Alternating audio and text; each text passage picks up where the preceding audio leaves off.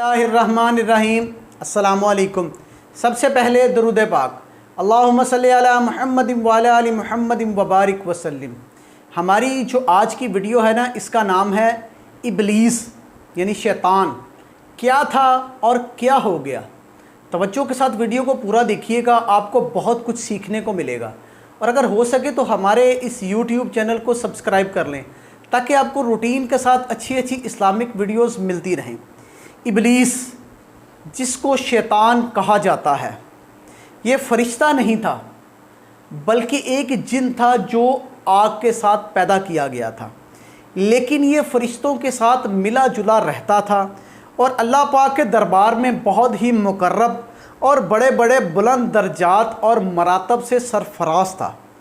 حضرت کعب احبار رضی اللہ تعالیٰ عنہ کا بیان ہے کہ ابلیس 40,000 برس تک جنت کا خزانچی رہا اور 80,000 برس تک ملائکہ کا ساتھی رہا اور 20,000 برس تک ملائکہ کو واعظ کرتا رہا، فرشتوں کو واعظ کرتا رہا، تقریر کرتا رہا، اور 30,000 برس تک مقربین کا سردار رہا اور 1,000 برس تک روحانین کے سرداری کے منصب پر رہا اور 14,000 برس تک عرش کا طواف کرتا رہا۔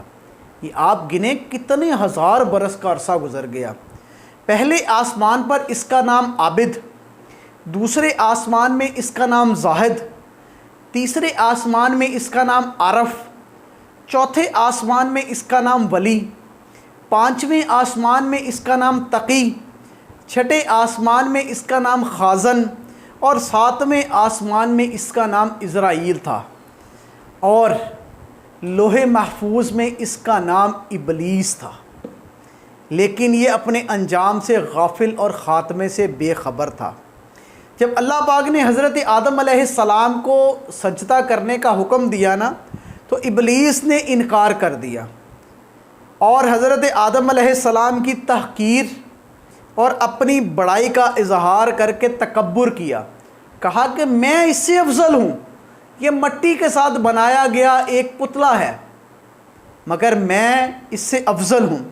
اسی جرم کی سزا میں اللہ پاک نے اس کو مردود بارگاہ کر کے دونوں جہان میں ملعون فرما دیا اور اس کو اور اس کی پیروی کرنے والے کو عذاب کا حقدار بنا دیا۔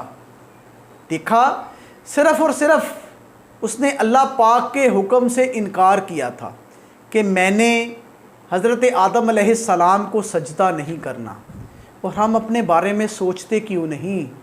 اللہ پاک ہمیں 5 وقت نمازوں کی توفیق دیتا ہے، مگر ہم مجھ سمیت ہم کتنے لوگ نمازوں کے لیے جاتے ہیں؟ ہمارے لیے بڑا ہی لمحہ فکریہ ہے۔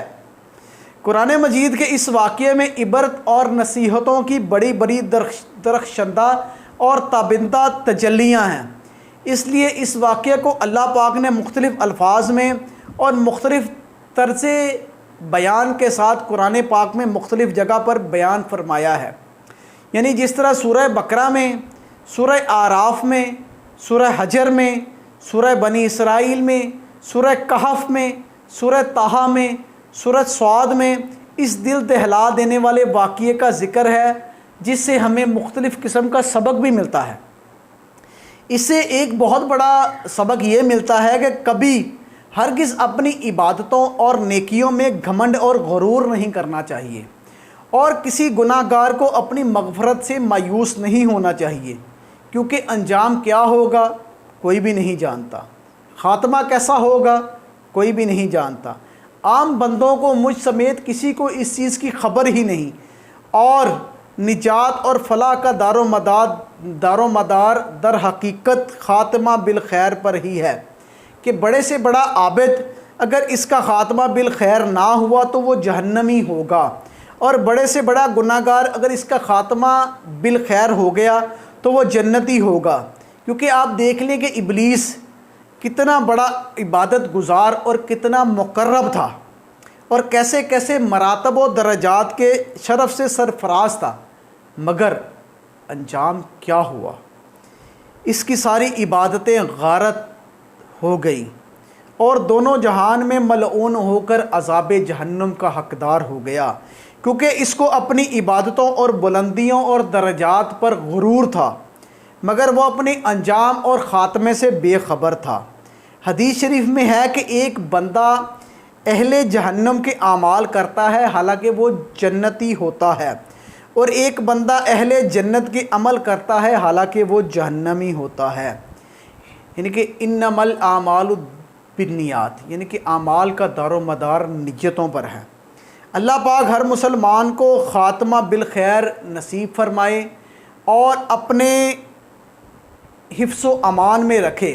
اس سے ہمیں یہ بھی معلوم ہوتا ہے کہ عالم ہو بے شک کوئی جاہل ہو، متقی ہو یا گنہگار ہو، ہر آدمی کو زندگی بھر شیطان کے وسوسوں سے ہوشیار اور اس سے بچتے رہنا چاہیے، کیونکہ شیطان نے قسم کھا کر خدا کے حضور اعلان کیا تھا کہ میں آگے پیچھے دائیں بائیں سے وسوسہ ڈال کر تیرے بندوں کو صراط مستقیم سے بھٹکاتا رہوں گا اور بہت سے بندوں کو تیرا شکر گزار ہونے سے روک دوں گا۔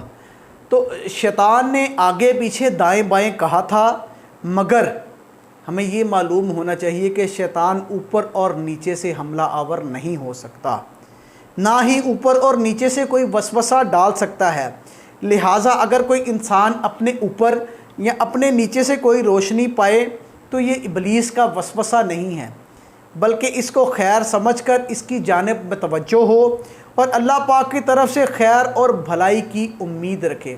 باقی اللہ پاک بہتر جانتا ہے۔ اللہ پاک جو کچھ سنا اس پر ہمیں عمل کرنے کی توفیق عطا فرمائے۔ آمین۔ جزاک